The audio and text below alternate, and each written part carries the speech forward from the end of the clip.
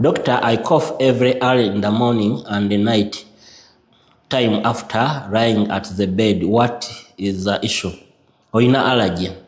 Kasola bango coughing